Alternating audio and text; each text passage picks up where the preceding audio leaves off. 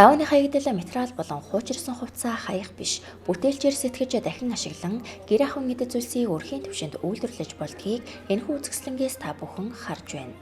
Энд Ховд аймгийн Дөргөн Эрдэнэ нуурын сумын 30 гаруй үйлчин эмэгтэйчүүдийн уралсан цүнх, кашлок, тор, били, хантааз, дэрний ут гэх мэт 6 нэр төрлийн бүтээгдэхүүн дэлгэгдэжээ. Тэд зүүмэл даван урлалын төвийн сурагч багш нарын удирдлагаар давааны хаягдал материалыг бүтээлчээр дахин боловсруулж, шинэ бүтээл урлах 3 хоногийн сургалтад хамрагдан, сургалтаар олж авсан мэдлэг ур чадварын хүрээнд дахин давтагдашгүй хэв загвартай эдгээр бүтээгдэхүүнүүдийг урласан байна. Бид нар ингээд үнэтэй бэлээ ч юм уу үлийн зах заавал авдаг. Зүгээр нэг хувцыг аваач шатаадаг. Тийм байсан. Тэгээд одоо дараа жил бол ямар ч байсан бэлээ гэдгийг авахгүйгээр санхүү гэдгийг хэрнэхээр боллоо. Миний хувьд бол цүнх, гошлоо, тэгээд бэлээ, энэ манка ингээд өөрөө ойсон. Одоо тэгээд янз жижигөө ийм дөрвөлжин давагч гэсэн битгий хайж байгаараа л гэж хэлээ. Залгаад ерөөс ямар гоё болгодог юм бэ гэдгийг л ашиглаж сурсан да. Одоо энэ сургалтаар би маш их зүйлийг хийж сурлаа. Хаягдал одоо хуучин хувцас хаягдал материалыг ашиглаж сурсан. Тэгээд одоо жишээ нь гэхэд энэ бэлэг одоо бид нар ингээд өмсдөхгүй ингээд цамцаараа ингээд урлсан байгаа. Тэгээд энэ бэлэг болохоор урлахад маш амархан байсан. Харахад ингээд хүмүүс хэцүү гэж боддог хэрнээ маш амархан байсан. Тэгээд энийг хийж сурсан. Тэгээд маш олон захиалга авсан байгаа. Одоо энийг бид хэд үргэлжлүүлээ хийн. Энийг бас ингээд яг анх эсгээд ингээд багш зааж хахад бид нар айгүй хэцүү байна гэд бодож исэн. Тэгтэл энэ маш амархан байсан. Бас сурахад амархан. Үнэхээр энэ зүүмэл урлал гэдэг зүйл өөрөө маш агуу гоё зүйл.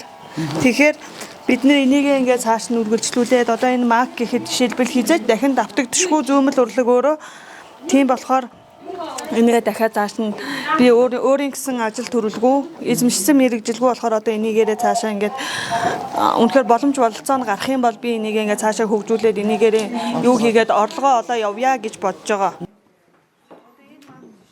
Германы хөгжлийн агентлаг GIZ төсөл хөдөлмөр халамжийн үйлчилгээний газар шинэ замнал төрийн бас байгууллагын дэргэдэх зүүмэл даван урлалын төв хамтран сүүлийн 1 жилийн хугацаанд аслагдсан бүс нутгийн хөдөөгийн сумдын малчин эмэгтэйчүүд, өрх толгойлсон эхчүүд, өрхийн үйлдвэрлэл явуулах хүсэлтэй эмэгтэйчүүдийг хамруулан зүүмэл даван урлалын сургалтыг 2 дахь удаага Ховд аймагт зохион байгуулж байна.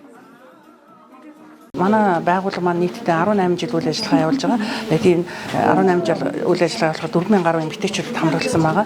Гол зорилго нь бол бид нар бол зорилттой бүлэг буюу хөгжлийн бэрхшээлтэй эмэгтэйчүүдэд зорж ажилладаг байгаа. Тэгээд хүмүүсийнхээ өрхийн орлогыг нэмэгдүүлэх чиглэлээр одоо бэлэг дурсгал одоо гэр ахуйн бүтээгдэхүүнийг хийж борлуулж өрхийн орлогыг нэмэгдүүлж байгаа. Энэ удаагийн сургалтын гол онцлог нь болохоор гарын дорх материалыг ашиглаж одоо хуучин хувцастай ашигладаг байгаа хувцснуудыг ашиглаж одоо энэ одоо гэр ахуй бэлэг дурсгалын зүйлсийн одоо нийтдээ 6 төрлийн бүтээгдэхүүн хийсэн байгаа. Одоо чинь өөртөө одоо хэрэглэдэг байх цамц юм уу, джинс, одоо өмд тий одоо цамцыг одоо ашиглаж одоо энэ одоо төрлөөрийн одоо аюу байсан байгаа, цүнх хийсэн байгаа, кошлок хийсэн байгаа. Хамгийн гол нь давааны хаягдал материал хуучирсан хувцас хайж чадан байгаль орчноо бохирдуулахгүйгээр юмхнаар юм хийж болдог юм байна гэдгийг сургалтад оролцогчдод ойлгуулахыг зоржээ. Нөгөө талаар гэр бүлийн хүрээндээ өөрсдөө хэрэгтэй байгаа зүйлээ шинэ хэв загвар оруулан ойж хэрэглээж санхүүгээ хэмнэж болохоос гадна үйлдвэрлэсэн бүтээгдэхүүний зах зээлийн үнээс хямдаа төсөр өртгөөр худалдан борлуулж өрхийн орлогоо нэмэгдүүлэх боломж байгааг мөн хэлж байлаа.